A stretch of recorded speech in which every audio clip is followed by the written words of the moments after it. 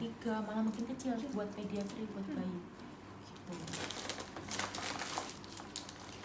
Nah contohnya ini, jadi ini satu yang baru misalnya nih, ini siring ukuran 3 cc, jadi ada spetnya, ada needle-nya ya. Nah inilah yang kita ambil, misalnya kita buka nih, kita sedot nih. Caranya gimana? Nanti ini ditarik ya, ini udah dipastikan ada needle-nya misalnya, pastikan nggak ada udara, baru ini turun, ini ditarik straight ini. Apakah berat? Kalau ini memang water soluble dia akan berat, jadi harus fokus ya, jadi tangan kalian harus udah pakai handscoon, karena kalau nggak lengket-lengket semua jatuh gitu. Jadi ditarik, diambil berapa cc kebutuhan, baru nanti kita menyiapkan alcohol swab. Nanti kan perawat yang ingin diusap gitu ya, biar bersih dulu, baru kita bisa menginjeksi itu si perawatnya. Biasanya sebelum diinjeksi kan kita punya tourniquet juga, tahu tourniquet? Jadi itu buat ngikat, buat ngumpulin si vena yang biar kelihatan. Kalau biasanya orang-orang nggak punya tourniquet, kita bikin tali dari ini handscoon. Jadi di humerusnya kita buat kan biar ngencengin tuh, udah dapet. Nah kayak gitu. Itu kalau terpaksa ya, kalau ada tourniquet pakai tourniquet. Nah habis itu udah dimasukkan, nah itulah IV line. Jadi bisa mengevaluasi pembuluh darah dan organ-organ apa sih misalnya yang bisa dilewatin sama si konpas ini. Contohnya adalah sistem urinaria itu IVP, bisa melihat ginjal, pelvis ginjalnya seperti apa, ureternya seperti apa, turun terus ke uretra sampai ke buli-buli atau vesika urinaria gitu ya. Nah jadi kalau racikan untuk si water soluble ini atau kontras yang non ionik ini adalah 1 cc per kilogram berat badan ya. Jadi kalau misalnya pasien dengan berat badan 60 berarti berapa? 60 kilogram berarti 60 cc, iya 60 mili gitu ya. Itu contohnya. Nah terus tadi kan kita punya berbagai ini ya, contohnya ya, kita sebutlah ada yang 25, ada yang ini 60, ada yang 10, ada yang tadi paling kecil 3, mana tadi ya? Nah, kan tadi 3. Nah ini 3. Ini semua apakah dipakai? Bisa jadi. Jadi kalian harus tahu fungsinya. Kalau misalnya tadi ada 60 cc, kita akan injeksi ke pasien, kira-kira kalian pakai yang mana? Yang besar. Yang besar, yakin? Kenapa yang besar? Ya nggak apa-apa, saya belum bilang salah atau benar. Kenapa? Karena kebutuhannya juga besar. Terus? Apalagi alasannya? Gimana? Yang lain ada jawabannya lain? Biar efektif, jadi biar efektif, langsung sekali aja ya. Terus yang lain? Ikut jawaban temannya, gak punya jawaban. Apa? Ini kan injeksi ya, ke vena langsung ya mas ya. Pakai 60. Jawabannya adalah enggak. Kenapa? Hah? Emang banyak kenapa? Dibagi mas mbak, kan bisa dibagi ke yang 25 gini. Karena ketika kita injeksi kan bukan pakai alat, kita melainkan tekan sendiri. Nah kalau sebanyak ini masuk ke pembuluh darah yang diameternya aja nggak seberapa itu, kalian mau menyakiti pasien?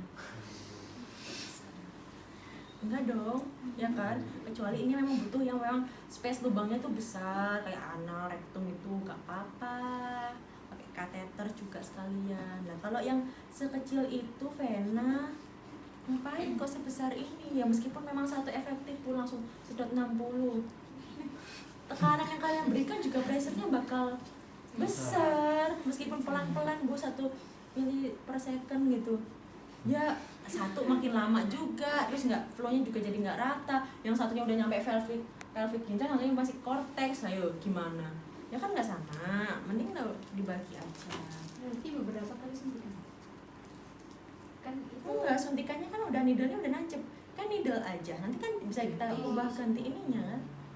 Ngapain udah suntik-suntik berkali-kali? Enggak dong. Needle-nya tadi mana? Yang nih misal needle-nya udah tertancap sama si spet 25 ini misal ya, nih udah kan, udah kalian isi tadi penuh dengan si ini, udah pelan-pelan ganti pakai yang spade yang lain yang udah kalian isi. Jadi spade-nya bisa lebih dari satu, boleh, nggak apa-apa. Udah nyiapin 3 gitu nggak apa-apa, tapi kan asal ini memang harus sekali pakai ya, jadi langsung dibuang, udah ganti yang baru yang udah itu diisi lagi gitu ya. Apa nggak menyakiti aja ya, boleh biar nggak efektif. Cuman ya kasihan nggak sih kalau misalnya CT scan, injektor pakai kateter, itu pakai mesin namanya injektor. Kalian tahu kan, udah di VR kan. Nah, itu baru bisa kita atur berapa flow rate-nya, berapa kecepatannya, lajunya itu volumenya berapa turunnya. Nah, kalau injeksi biasa kalian kesenggol dikit langsung gini banyak kan. Aduh. Ya nggak boleh ya. Gitu. Terus apalagi tadi sampai mana tadi? Oh, ininya ya, jadi IV line itu tadi.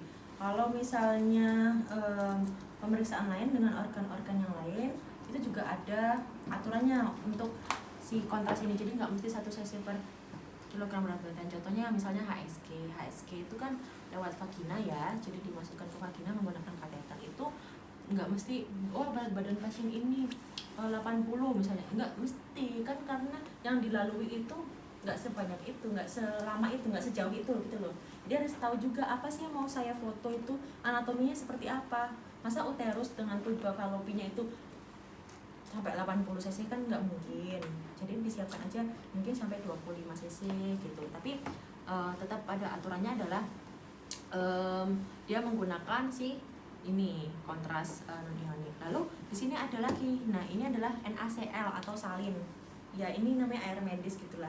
Gunanya buat apa? Ini bisa dibuat flushing. Nanti lebih jelasnya di kuliah teori ya. Ini flushing itu adalah untuk membuat mengecek juga alirannya si kateter atau si ini lancar atau enggak. Terus misalnya juga bisa buat mengisi balon pada kateter. Nah, jadi kita udah mulai beranjak ke setiap alatnya. Jadi ini namanya kateter ya, dengan ukuran masing-masing sudah tertera di sini. Ada yang 20, ada 18, ada 12. Kapan kita menggunakan ini semua? Ya pasti ada fungsinya masing-masing. Nah, ini disebut three-way dengan 3 jalan khusus ya. Maksudnya apa? Di sini kita kalau misalnya dia plastiknya baru, misalnya contohnya punya plastik kayak gini ya. Ini misalnya baru buka. Nah, di dalam ini sebenarnya kayak ada senar, bukan senar, kayak wire gitu. Apa ya? Kayak buat pancingan yang putih gitu loh. Kita dikeluarin dulu, tandanya dia berarti masih grass baru. Apa buat ngisi si ininya balonnya. Kalau bisa kalian search di Google, coba cari balon kateter itu kayak apa, karena ini belum bisa kita isi kalau belum ada cairan yang dimasukkan ke sini. Jadi nanti misalnya masukin si ini non ionik ya, masukkan ke sini. Nah, ketika kita masukkan itu harus menggunakan si salin, bukan menggunakan kontras. Kenapa? Dia cuma membantu mengembangkan si balon. Coba cari deh mulai sekarang. Nah, ini bentuknya adalah elastis, jadi di tengah-tengahnya ini dia tetap warna kuning ini ada, tapi pas ketika disemprotkan si salin itu dia bakal mengembang si balonnya. Gunanya untuk apa sih ini? Buat ngunci ngelok di organ-organ tersebut. Misalnya kalau di anal ya ngunci di analnya itu kan biar nggak licin toh. Kalian logikanya masuk ke dalam lubang apa, terus kalau nggak ada kunciannya kan bakal lepas. Nah, maka dari itu ini kalau misalnya di HSG juga di vagina dia bakal kunci gitu, karena kita isi dulu pakai si salin. Berapa jumlahnya bebas, pokoknya nggak banyak-banyak banget, yang penting itu bisa mengembang si balonnya itu. Udah ngembang, caranya gimana kok kita tahu dia udah pas apa enggak? Ya pas ditarik udah nggak licin lagi, udah nggak lepas, berarti udah kunci gitu, udah fix, udah stabil, udah bisa langsung dilanjutkan ke tindakan selanjutnya, yaitu nanti pemberian si kontrasnya gitu. Jadi salin fungsinya itu.